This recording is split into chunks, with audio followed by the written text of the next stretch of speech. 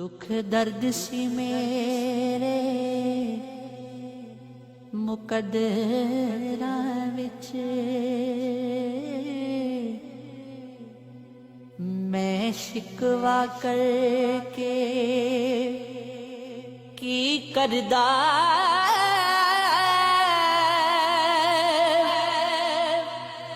जदों जीना आया मैनू नहीं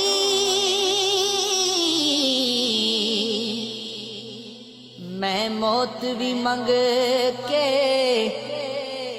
की करदा तू प्यार